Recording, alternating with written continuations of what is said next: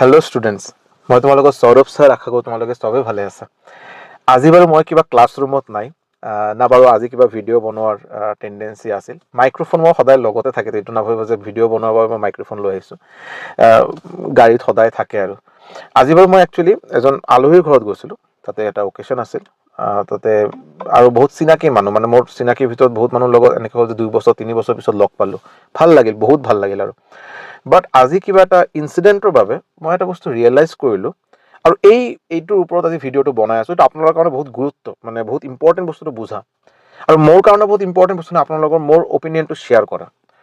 মই as a teacher, as a মানে government জবৰ মই এডুকেটাৰ, মই মেথছ, ৰিজনিং, GS, ইংলিছ আপোনালোকক পঢ়াই আছোঁ। আপোনালোকক বিভিন্ন গভমেণ্ট জবৰ বাবে আপোনালোকক মটিভেট কৰোঁ, আপোনালোকক টিপছ দি থাকোঁ, ষ্ট্ৰেটেজি দি থাকোঁ। এইটো আপুনি ADRE কওক বা আছাম পুলিচ কওক বা SSC কওক বা ৰেলৱে কওক। বাট গভমেণ্ট জবৰ চাকৰি লোৱাটো নিশ্চয়কৈ এটা বহুত মানুহৰ এটা সপোন। মোৰো আছিল বাৰু। মই বাৰু আজি বাৰু 8 বছৰ হ'বলৈ যাব, 8 বছৰ হ'ব আৰু মই ইণ্ডিয়ান ৰেলৱেজত ছাৰ্ভিচ দি আছোঁ এজ এ ষ্টেচন মাষ্টাৰ।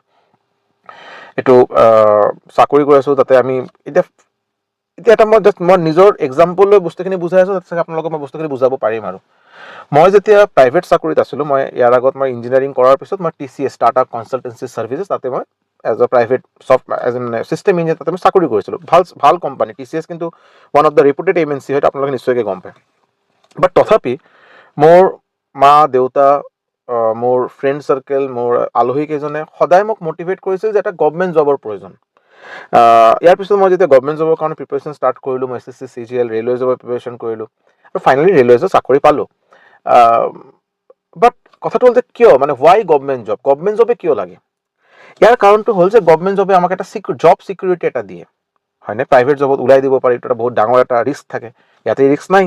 দ্বিতীয়তে কথা হ'ল যে আমাক ইয়াতে দৰমহা বহুত ভাল, চেলাৰী বহুত ভাল দিয়ে। ৰেলৱেজৰ চেলাৰী আপোনাক নিশ্চয়কৈ গম পাই, এজন ষ্টেচন মাষ্টাৰ হিচাপে আমাক ৰেলৱে বহুত চাফিচিয়েণ্ট চেলাৰী এটা দিয়ে, যিটো এটা মিডিল ক্লাছ ফেমিলি হিচাপে মোৰ কাৰণে বহুত, মানে মই ভালকৈ মই ফেমিলি চলাব পাৰিম, এনেকৈ এটা চেলাৰী মোক দিয়ে। ইয়াৰ বাহিৰত বহুত ফেচিলিটিজ আছে, কোৱাৰ্টাৰ, মেডিকেল, এভৰিথিং। ইয়াৰ পৰা কিবা মই বাহিৰত কিবা যে ফুৰিব যাওঁ, পাছ, ৰেলৱে পাছ, এভৰিথিং। ত' ৰেলৱেজৰ ফেচিলিটিজ বহুতকেইটা থাকে, যিটো আমাৰ নিশ্চয় গম পায়। আৰু চ' এইকেইটা কথা ভাবি মই নিজক মটিভেট কৰা হয় যে না, চেলাৰী ভাল, এই ভাল মই প্ৰিপেৰেশ্যন কৰিম। চ' গভমেণ্ট জব নিশ্চয়কৈ প্ৰাইভেট জবৰ পৰা বহুত ভাল, তাতে কোনো সন্দেহ নাই। এটলিষ্ট মোৰতো কোনো সন্দেহ নাই। বাট গভমেণ্ট জবৰ চাকৰি পোৱাৰ বাবে ইয়াৰ এটা নেগেটিভ ছাইডো আছে, আৰু এই নেগেটিভ ছাইড লৈ আজি মোৰ ডিছকাশ্যন। আজি মোৰ টপিকটো বাৰু আপোনালোকক মটিভেট কৰা নহয়, আপোনালোক এই বস্তুটো বুজা যে আপোনালোকে যাতে মেচিন, যাতে মানে মানুহ মানে কি, যি মানুহজনৰ মানুহ কাক কোৱা হয়, যাৰ নিজৰ মান আছে, নিজৰ সন্মান আছে, আজি মানুহজনৰ খোজ আছে, মানে বস্তুখিনি ভাল বেয়াৰ চেঞ্জ কৰিব পাৰে, তেখেতকে মানুহ বুলি কোৱা হয়, হয় নাই? তেখেতকে মানৱ বুলি কোৱা হয়।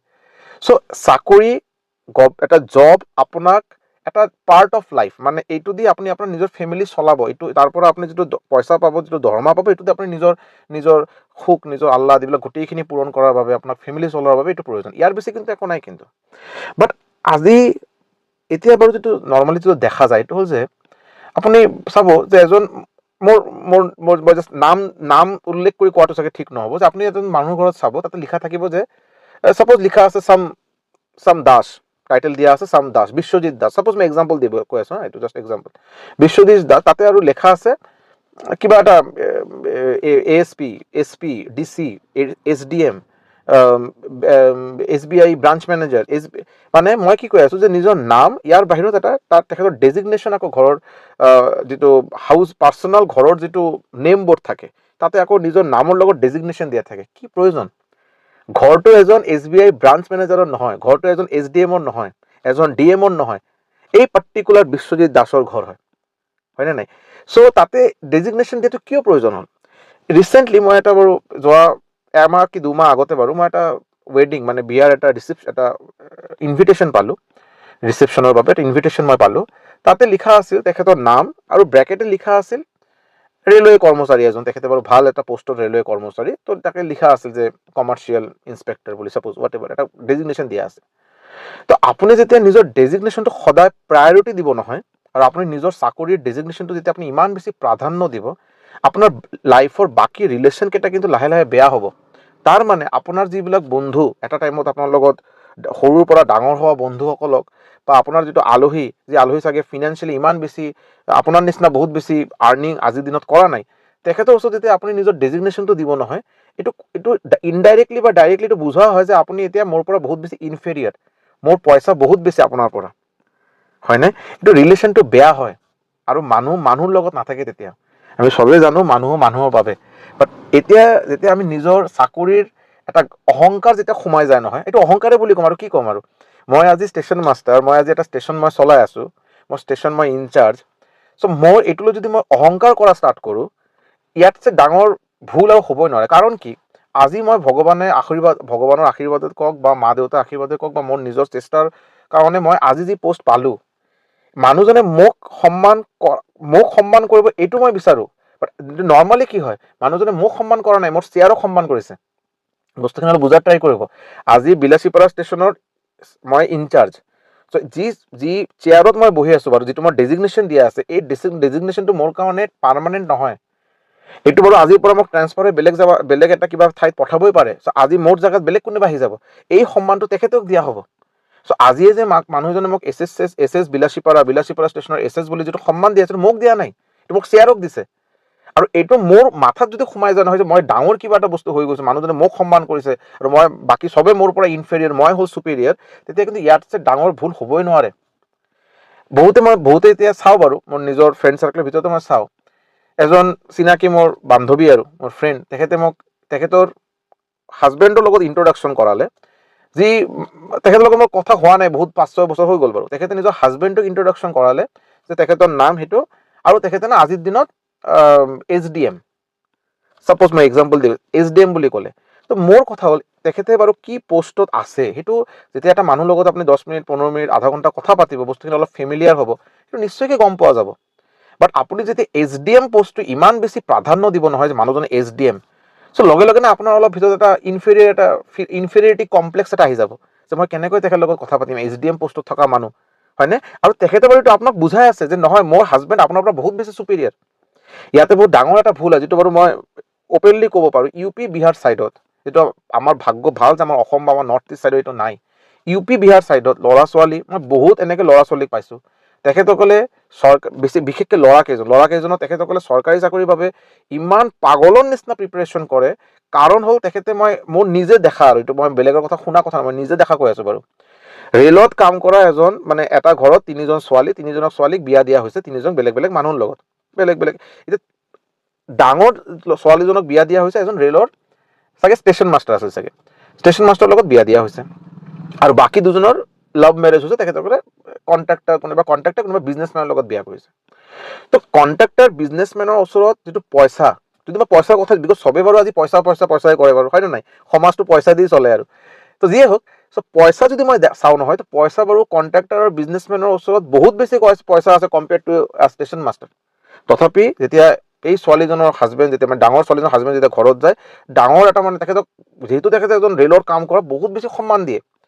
আৰু ইয়াৰ এটা নেগেটিভ কি হয় বস্তুখিনি গম পায় নে? যেতিয়া আপুনি এটা বিয়া পাতে তাতে যেতিয়া চৰকাৰী চাকৰি কৰা ল'ৰা এটা বিচাৰে, বা চৰকাৰী চাকৰি কৰা ল'ৰা যেতিয়া আহে, তেখেতে যিটো ডাউৰি দহেজ যিটো লয়, আৰু এইটো বহুত বেছি, 30 লাখ 40 লাখ, আৰু ইয়াততো চাগে লগতে এটা ব্লেক স্কৰপিঅ লাগে, লাগে, এটা বাইক লাগে।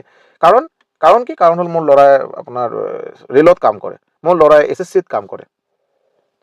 চ' এটা চাকৰি পোৱাৰ লগে লগে তেখেতৰ যিটো ডাউৰি বা দহেজ, এইটো বহুত বেছি বাঢ়ি গ'ল। চাগে তেখেতসকলে এটা বিহাৰ ইউ পি যিটো চলে বাৰু, মই তাতে ভাল বেয়া বুলি মই একো ক'ব যোৱা নাই বাৰু, ঠিক আছে, এইটো নিজৰ কথা বাৰু। বাট যদি তাতে 5 লাখ এটা ল'লে হয় বাৰু, তাতে 5 লাখৰ জেগাত 50 লাখ ল'ব, তাকে 60 লাখ টকা লৈ আছে। কাৰণ কি? মোৰ ল'ৰা এতিয়া বাৰু SSC officer, income tax inspector.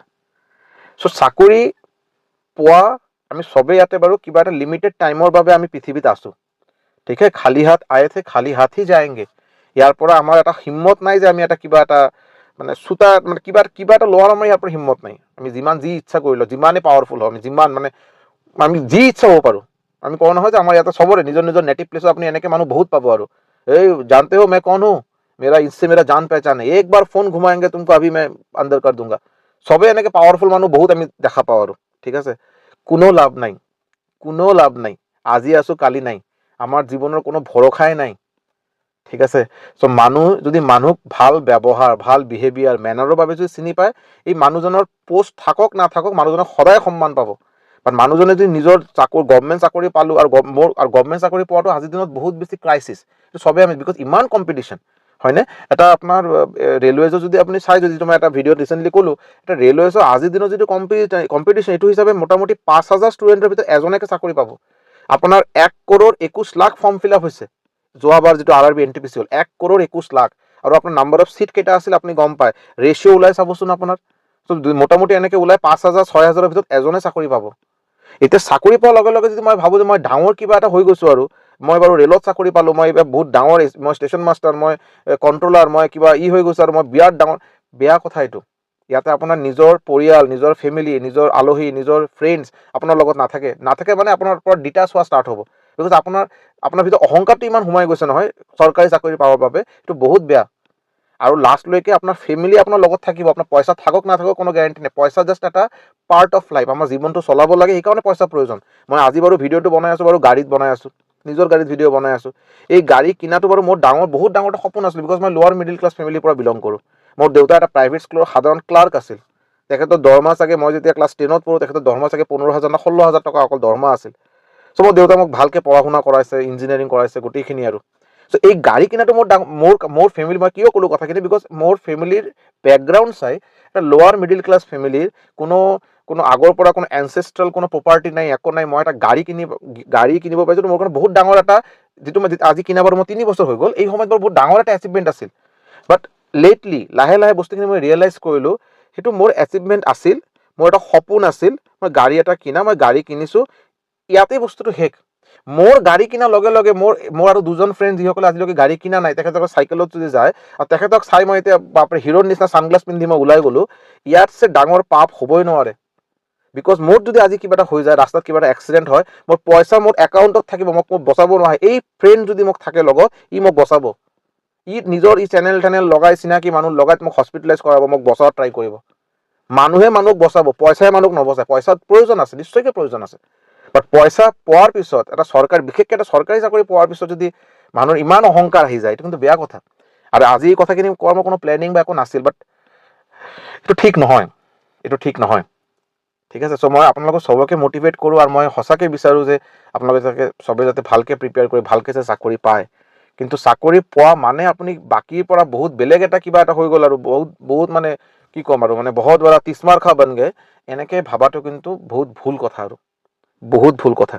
মানুহ হাজবেণ্ড ৱাইফে যেতিয়া, ৱাইফ যদি হাউচ ৱাইফ হয়, যদি হাজবেণ্ডৰ ডেজিগনেশ্যনটো তেখেতে এনেকৈ প্ৰমোট কৰিব, মই চবকে কোৱা নাই হা, বহুতে কৰে এইটো, যে মানে বাপৰে বাপ, মানে তেখেতৰ হাজবেণ্ড বহুত কিবা এটা হৈ গৈছে বাৰু, কিন্তু তেখেতে নিজে চাব লাগিছে, মই এটা হাউচ ৱাইফ, চ' মোৰ হাজবেণ্ডৰ ডেজিগনেশ্যন মই বেলেগক যেতিয়া দেখাম, বেলেগতো কি ফিল হ'ব পাৰে এইটো। দ্বিতীয়টো কথা, বহুতে এতিয়া আজিৰ দিনত কি হৈ যায়, মোৰ কথা মই কৈ আছোঁ, মই বাৰু এজন চেণ্ট্ৰেল গভৰ্ণমেণ্ট এমপ্লয়ী, মোৰ ৱাইফ এজন ষ্টেট গভৰ্ণমেণ্ট এমপ্লয়ী, তেখেতে এজন হাইস্কুল টিচাৰ হয়। চ' এতিয়া যদি আমাৰ মাজত যদি পইচাৰ যদি ইগ' এটা আহি যায় নহয়, মই বেছি আৰ্ণ কৰি আছোঁ, মোৰ ৱাইফে ভাবিব মই বেছি আৰ্ণ কৰি আছোঁ, চ' আমি দুজনে মিলি বহুত কিবা এটা বাহুবলী টাইপৰ হৈ গৈছোঁ, আৰু বহুত পইচা আজি আৰ্ণ কৰি আছোঁ বাৰু, আৰু বহুত কিবা কিবি কৰিব পাৰিম। আজি মই বিচাৰিলোঁ, মই বাৰু আজি পটককৈ বাৰু ক'ৰবাত ফুৰিব গ'লোঁ, কি কৰিলোঁ, যি ইচ্ছা কৰিব পাৰোঁ, আৰু ঠিক আছে না। লাষ্টত কি হ'ব, এই পইচাই আমাৰ দুজনৰ ৰিলেশ্যন কেতিয়া বেয়া কৰি দিব আপুনি গমেই নাপাম আমি। পইচাই মানুহৰ ৰিলেশ্যন বেয়া কৰি দিয়ে।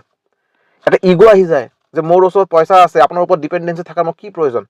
মোৰ ৱাইফ যদি আজিৰ পৰা কেইবছৰ পিছত যদি এইটো ভাবা ষ্টাৰ্ট কৰে যে মই আজি নিজে আৰ্নিং, মোৰ হাজবেণ্ডৰ পৰা মোৰ কোনো ডিপেণ্ডেঞ্চি নাই, মানে এইটো নহয় যে মোৰ হাজবেণ্ডৰ লগত ৰিলেশ্যন বেয়া কৰিব লাগিব, বা মোৰ এটা বিৰাট ডাঙৰ অহংকাৰ এটা আহি গ'ল, যিটো আহে। আপোনালোকে মই কথাখিনি চাগে মই ভালকৈ এক্সপ্লেইন কৰাটো বিচৰা নাই, বিকজ এক্সপ্লেইন কৰিব গ'লে বহুত কথা ওলাই যাব, বাট আপোনালোকে কথাখিনি নিশ্চয়কৈ গম পাইছে। চাকৰি কৰাটো বহুত প্ৰয়োজন, চবকে, ল'ৰা হওক ছোৱালী হওক, নিজৰ ওপৰত ডিপেণ্ডেণ্ট থকাটো প্ৰয়োজন, বেলেগৰ ওপৰত ইণ্ডিপেণ্ডেণ্ট নোহোৱাটো বহুত প্ৰয়োজন, বিকজ মানুহৰ হেল্থৰ কথা কোনেও ক'ব নোৱাৰে। আজি এজন হাউচ ৱাইফ, তেখেতে এটা বহুত ডাঙৰ মানে ল'ৰাৰ লগত, তেখেতে ডাঙৰ ডেজিগনেশ্যন থকা মানুহৰ লগত বিয়া হৈছে, মানুহজনৰ যদি ভগৱান নকৰক কিবা যদি এক্সিডেণ্ট হৈ যায়, বা কিবা এটা পটককৈ কিবা বেয়া এটা ডিজিজত তেখেতে ঢুকায়, যদি এই হাউচ ৱাইফ যে আছে, তেখেতৰ একদম অৱস্থা বেয়া হৈ যাব বাৰু।